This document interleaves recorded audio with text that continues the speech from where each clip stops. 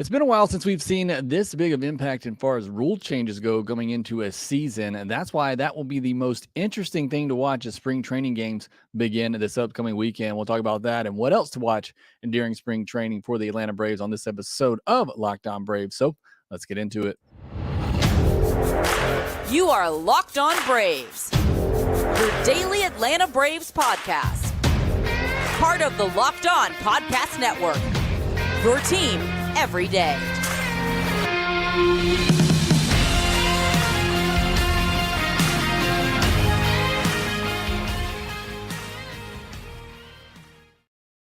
Hey, and welcome back to Locked On Braves, part of Locked On Sports Atlanta, where we cover your favorite Atlanta sports teams each and every day. I am your host, Jake Mastroianni, and you can follow me on Twitter at shortstop. Also, make sure you follow the podcast on Twitter at LockedOn_Braves. Send in any questions, comments, or feedback that you have for the podcast. Also, make sure you check out my website, shortstopball.com, where I posted my roster predictions on there in written format. Also talked about it on the podcast yesterday if you want to check that out. And make sure that you subscribe to the Locked On Braves podcast, wherever you get your podcast. If you're new, subscribe on YouTube. If you're watching this video, do me a favor, hit that thumbs up button. Do appreciate the support. Thank you, as always, for making Locked On Braves your first listen of every day. We post episodes daily, 5 days a week, Monday through Friday. You got plenty of spring training coverage coming your way as games begin this weekend. So should be a lot of fun on today's episode. I'm going to tell you my 5 biggest things that you should be watching as spring training games kick off this weekend. And I'm going to get to some of yours as well. I asked on Twitter and had some great responses. Always try to make this show as interactive with you as possible. So I'm going to get to those comments later in the podcast. But I'm going to start out giving you my top 5. And the first one for me, and I think this is going to be the same for pretty much every team, are the rule changes. And I think it's going to be very significant to see how quickly players adapt to these significant rule changes that we're going to see in 2023. And mainly the pitch clock. I think that's going to be the biggest one that a lot of pitchers and hitters, frankly, because they can get penalized for this as well. I think that's going to be the biggest adjustment that they have to make. I ultimately think it's a good adjustment, but first several weeks in spring training, maybe into the regular season, hopefully not. This is going to be a bit difficult as a fan and as a player. It's going to be highly frustrating because they're not used to it. We saw it this past weekend. If you're a college baseball fan, just how frustrating it is for a coach, for a player, when we saw at bats in the college baseball where a player struck out because they didn't get in the box in time. We saw players who walked because the pitcher didn't start their motion in time. I don't want to see that. I don't think anybody really wants to see that. We just want the action sped up, or I do. And I understand not every fan out there feels that way. Some fans are fine with the slow pace of the game and watching 3.5-hour games. I love baseball. I feel like, I love baseball as much as anyone out there, if not more. I want to see the action sped up. I think these are ultimately going to be good rules to help speed up the action of the game. I don't care if I'm watching a 4-hour game, if there's consistent action, but that's not what we've seen for years. And I'm old enough that I can remember the early days where you got in the box, you got ready, you got the ball, you got on the mound and you pitched. It's not that way anymore. I don't need to see batters, and need to get off my soapbox here and get back into the podcast. I don't need to see batters step out and adjust themselves after every pitch. I don't need to see pitchers circling the mound after every pitch.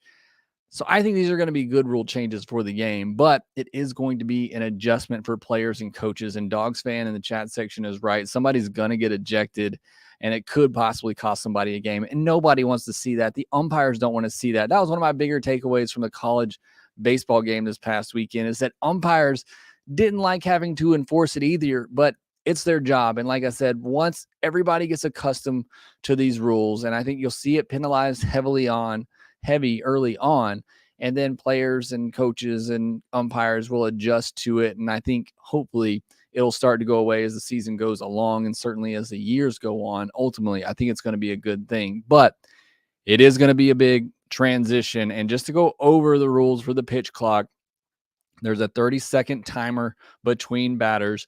Pitchers must start their motion 15 seconds after getting the ball. They can have 2 disengagements for each plate appearance. So that's a step off or a pick off. They only get 2 per plate appearance.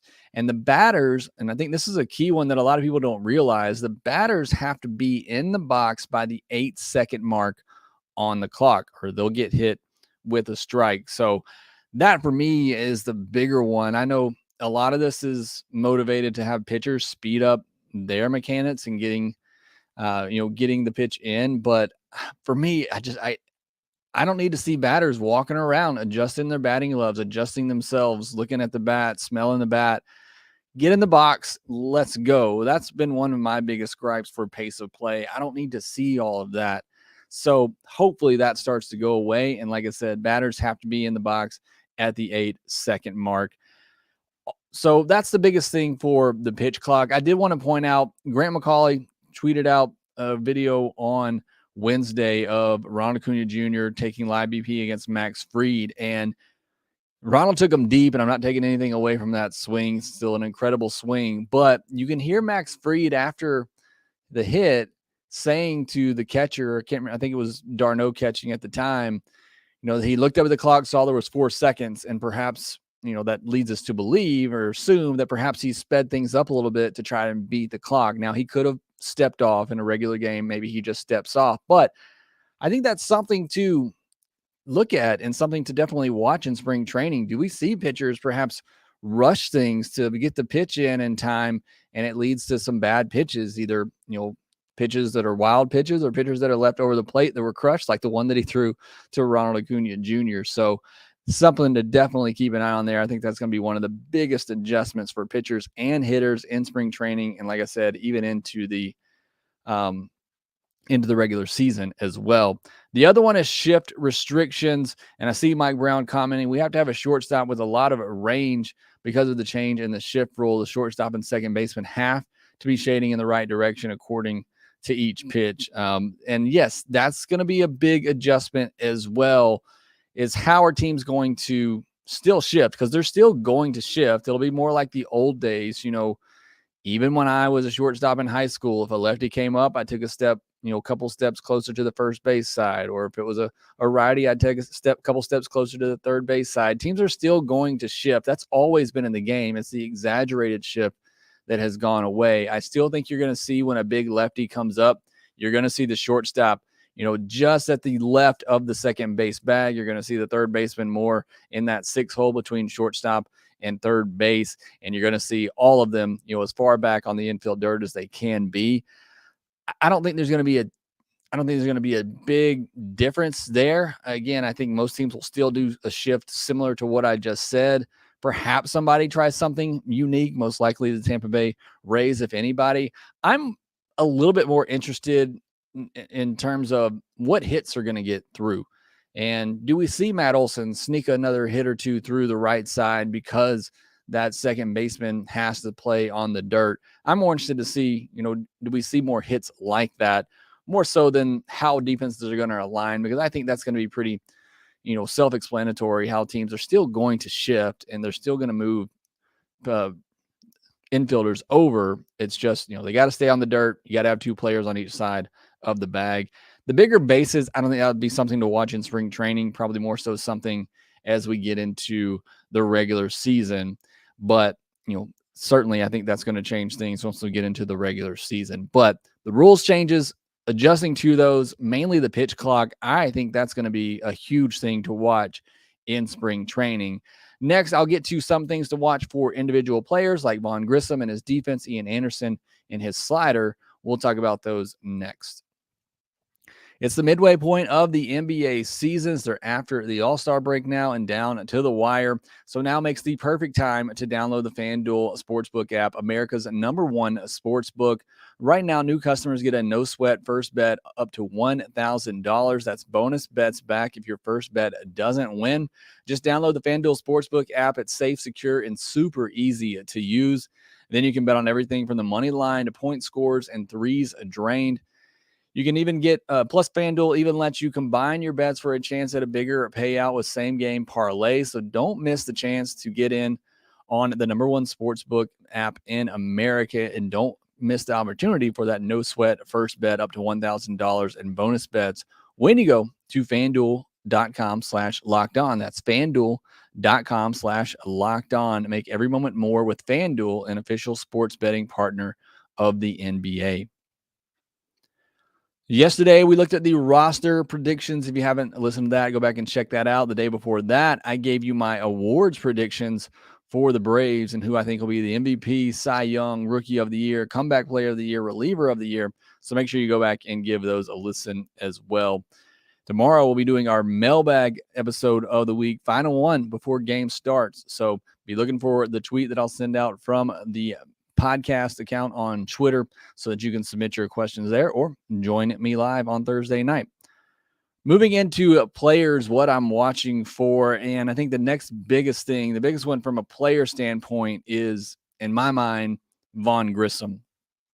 It'll be difficult for fans to really judge. There are 15 games right now that I see that the Braves will have on TV from, their own Bally Sports South network or from other teams' broadcast feeds. I'd imagine Grissom's going to get a lot of playing time this spring training as they, try to give him as many reps as possible at shortstop to prove that he can handle the position defensively. So hopefully we do get to see a good bit of him for those who aren't able to be there. For me, I just want to see if the actions are smooth. There's really nothing he can do in a month and a half to necessarily prove to me that he's going to be a good or even above average defender. That will come over time. But does he look smooth? Does he look comfortable at the position, or are things rushed? Does he look kind of out of control? Is he pressing defensively? In my mind, he just needs to look comfortable there. He needs to be able to handle the routine plays with ease and make the routine plays. I don't need to see him diving in the hole, getting up, making jump throws in the hole. I don't need to see any of that. I need to see him make routine plays. I would like to see some solid range and see what that arm looks like as well. So that, for me, again, in the opportunities that we get on TV, I'm really looking to see what Grissom looks like defensively and how much that work with Washington will pay off. Look, I'll be honest, I haven't watched a ton of games at the minor league level of Vaughn Grissom, so I don't necessarily have an expectation of what he looks like defensively. I've seen highlight clips of good defensive plays, and I've heard from experts who have said that he can't handle the position defensively. But last year, we only got to see him play second base outside of one game. So I personally just haven't seen a lot of Vaughn Grissom at the shortstop position. So really looking forward to getting my eyes on that. And again, I just want to see that comfortability. Does he look comfortable there, or is he pressing? Is everything hurried? Or does he just handle the routine plays with ease? If he can do that, I think he'll be just fine. The other thing I'm watching for is Ozuna and Rosario and their at-bats. These are two big bats who are making significant money, looking for bounce-back seasons. They're going to be on the roster just simply because of the money they're making, unless the Braves just decide to completely part ways and cut one of them, which seems somewhat unlikely unless some other guys just absolutely, stand out and step up in the outfield mix. Normally for veterans like these two who have a good track record for the most part at the major league level, you don't put a lot of stock into spring training stats. I will absolutely be putting a fair amount of spring training stock into their stats, not necessarily the outcomes, but I just need to see competitive at-bats, consistent hard contact. That's what I'll be looking for, whether watching on TV or listening on radio. I'm pretty sure the Braves carry every spring training game on radio just about. So that's what I'll be watching for, to see what the at-bats look like. Are they consistently making solid contact, having good at-bats? For me, this isn't a spring training where they can just go out there and get their work in and feel safe.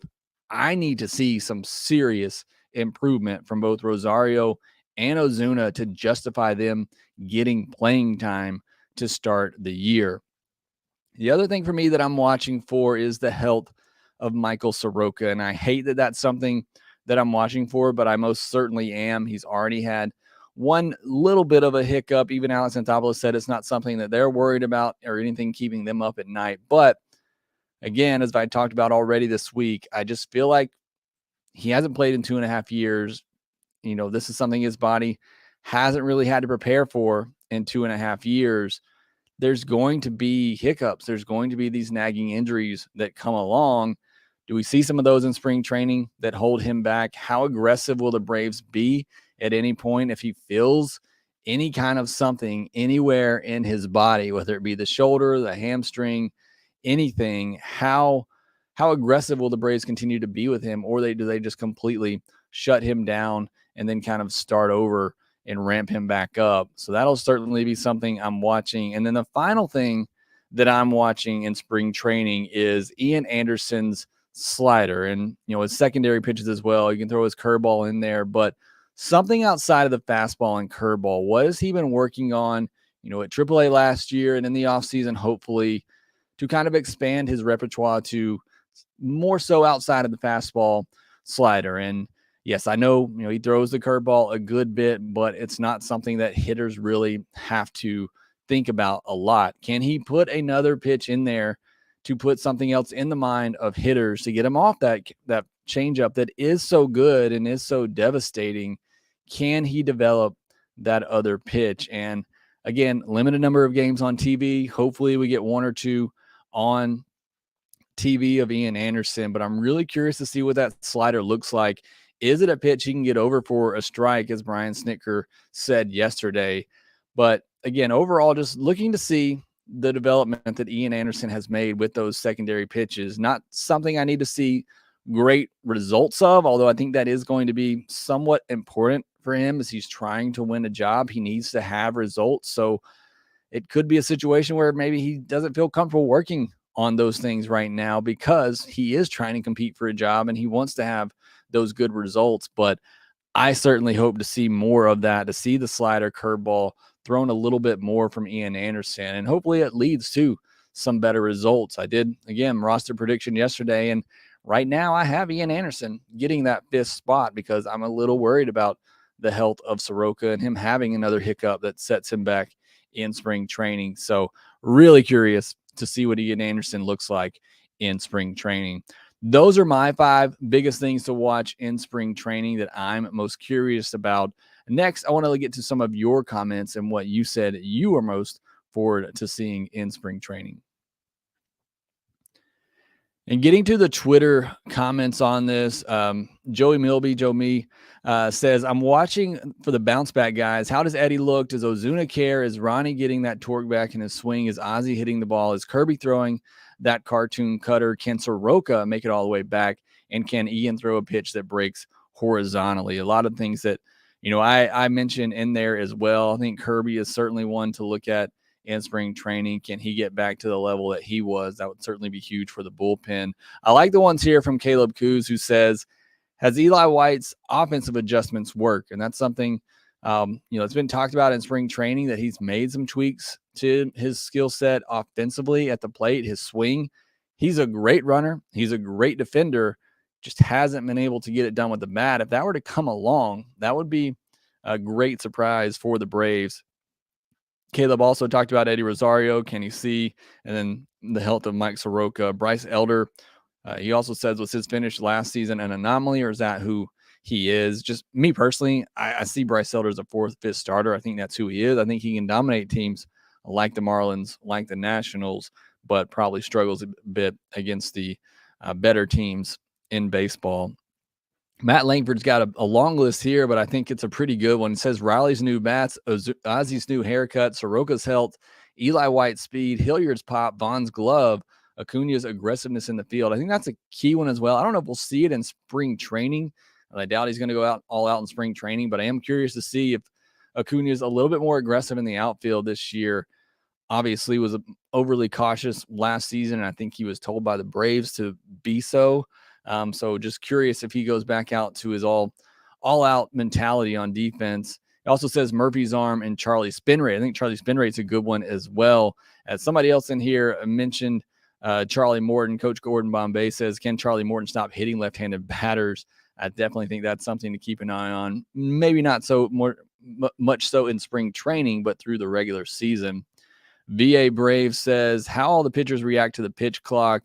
He mentioned the home run that he gave up to Acuna, and it looked like maybe he rushed the pitch. We talked about that a little bit. Joshua Daniels, watching some videos, and I know it's early, but seeing the pitchers trying to get used to the pitch clocks is going to be very, very interesting. I do agree. I think it's going to be the most interesting thing to watch in spring training. Chip Hendricks says, I'm with you on Ian Anderson. Plus, I'd like to see Kevin Pillar come back strong. He's a good player and a good guy. I agree. Again, I talked yesterday in my roster predictions. It was kind of between he and Hilliard for that last spot. I went with Hilliard. I just think there's a little bit more upside there, but I like the veteran leadership of Pillar. And if he does, show out in spring training and show that he still has something in the tank there, I wouldn't hate having him on the bench. Peterson says Strider using and evolving his changeup. I think that's a key thing to watch, that maybe we see him, because unlike Ian Anderson, Strider knows he has a spot locked up. So he has the ability to come into spring training and mess with that changeup a little bit and throw it some more to work on it. So I think that's a good call there, is something to watch. Kate Harrington, Eddie Rosario's hand-eye coordination. Carlos Danger says the 5 spot and left field are things he's watching. Hunter Mayer says Ronald's ability to hit the fastball, and I think that's a curious one as well.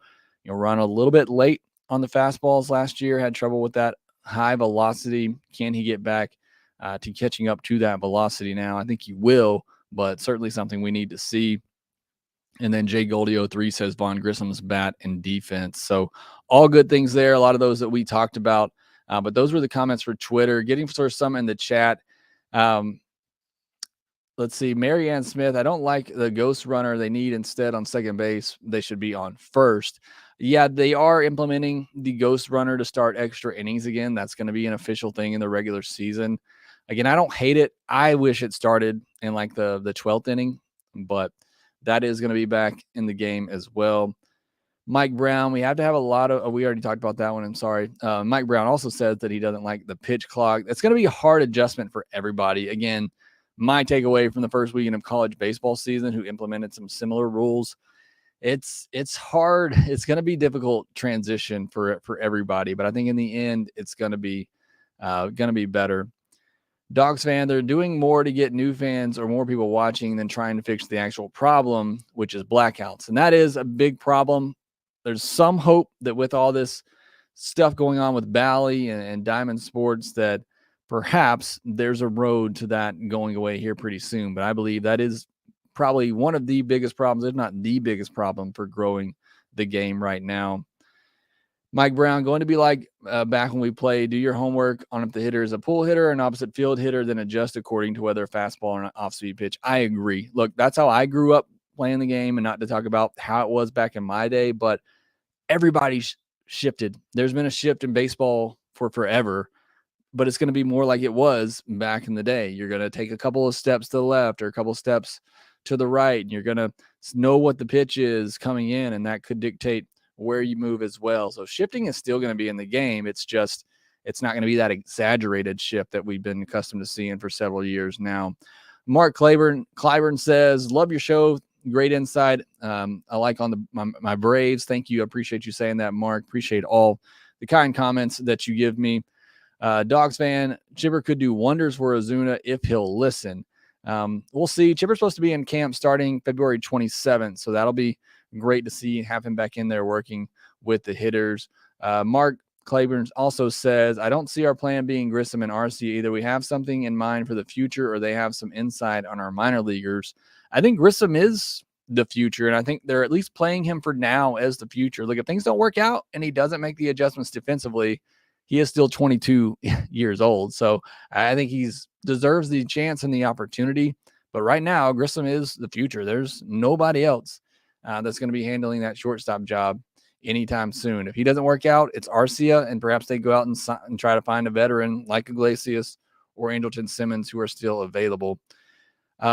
Mets Hater Edit said, could you see any player on the active roster right now that could be extended, traded, or released?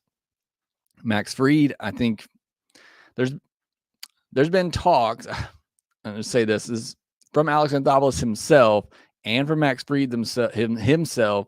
There has been some dialogue between the two. So if there's an extension candidate left out there right now, I think it's Max Fried. I think he's the most likely. If Kyle Wright were to come back and have a similar type season, Could maybe see the Braves trying to lock him up. As far as traded, I don't really see them trading anyone right now, especially not on the active roster.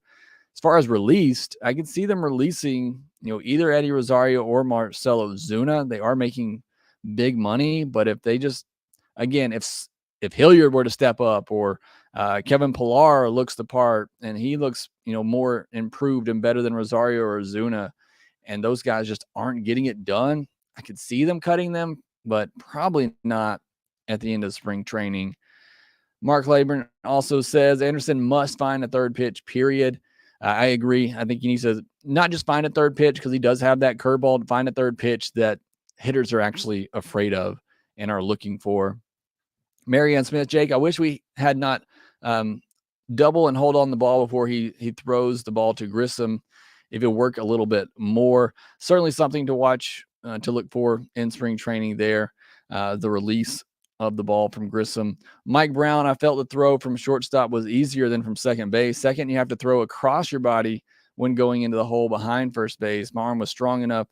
But I'll be honest, I always played on the left side of the infield, and it felt like bizarro world to me the one time I had to start playing on the right side because I dislocated my shoulder. So I agree. Look, I give Vaughn Grissom a break. He had never really played second base. He had always been at shortstop.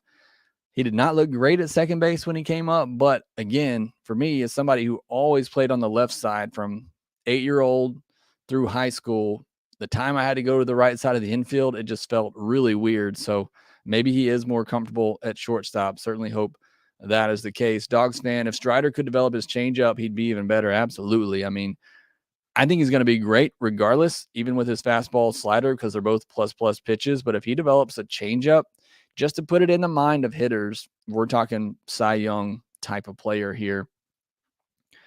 Mark Liburn's curious if you've heard any rumors from Acuna's camp on his contract. I was watching MLB Tonight a few weeks ago and heard them mention that the contract is good. The Braves have him locked up for several years. I don't think there's been any rumors or any rumblings of either a contract renegotiation or any type of extension there. Mike Brown, if Strider has an off-speed pitch this spring, he will be even better this year. To go from 99 to 88 is almost unhittable. Maybe he needs to go a little lighter bat to catch up to the fastball. I agree. Again, off-speed pitch for Spencer Strider just takes him to another level. Miguel Frias says, hey, Jake, did you check top 100 MLB best players? Acuna is ranking 25. Riley is ranking 20. Do you agree? I agree they're both top 25 players. I would still put Acuna ahead of Riley. I understand why some wouldn't. But when you talk about the entire package, there's no question in my mind that Acuna is the better player. But I think they're both easily top 25 players in all of baseball. But, Acuna's coming off the injury. Wasn't necessarily Acuna like last year. So I think some people need to see him get back to that. And I think you will in 2023. Austin Reed says, I finally made a live video. Hard to stay up this late with the kids, but let's go. Ready for some good takes. Thanks so much for joining, Austin. Glad you were able to. And yes, I got 2 little ones as well. So this is the only time where I can really do this. But appreciate you hanging around to join the podcast. Bradford Brusso, could you see the Braves making a move for O'Neal Cruz? Think his skill set attributes would be tailor-made for multiple fits for the Braves. Could move him to left field. I've heard others ask about possibly trading for O'Neal Cruz. Why would the Pirates trade him? I don't see the reasoning for why the Pirates would want to move him. So I don't see it necessarily. And then Austin Reed, was Tyler Naquin too expensive? I felt like he would have been truly solid fit for left field. Lublo backing up and Rosario backing up literally every position except pitcher and catcher. I'm not sure where Tyler Naquin signed with, if he was too expensive or not. But, there were several outfield options out there, and I like the ones that the Braves brought in. Tyler Naquin got a minor league deal with the Brewers, so he was not too expensive. I think the Braves I think they see some upside with guys like Hilliard, with Eli White, maybe to a smaller degree, Jordan Luplow. So I think the guy the Braves targeted, they targeted for a reason. I'm hoping it's because likely they see something in their swing that maybe they can fix and help that player turn things around. And even Alex Anthopoulos said the guys they brought in for outfield, he believes and knows that they at least have a floor as being solid defensive players, and that's a big reason why he signed them. And I think that's very smart. If things don't work out offensively in left field, it's okay because of the way the rest of the roster is constructed. At least have somebody out there that's not going to hurt you defensively. All right, that will do it for this episode of Locked On Braves. Thank you so much for making Locked On Braves your first listen of every day. Now go make your second listen to Locked On Sports Today podcast, where they talk about the biggest stories of the day, plus with instant reactions from big game recaps and the take of the day. You can find the Locked On Sports Today podcast on Odyssey app, YouTube, and wherever you get your podcasts, just like you can this one. Again, thanks for listening. Be sure to follow us on Twitter at LockedOn_Braves. Get your questions ready for tomorrow's mailbag episode. Also, you can follow me on Twitter at Shortstop Ball. Make sure that you rate, review, and subscribe to the Locked On Braves podcast wherever you get your podcast, and we will talk to you next time.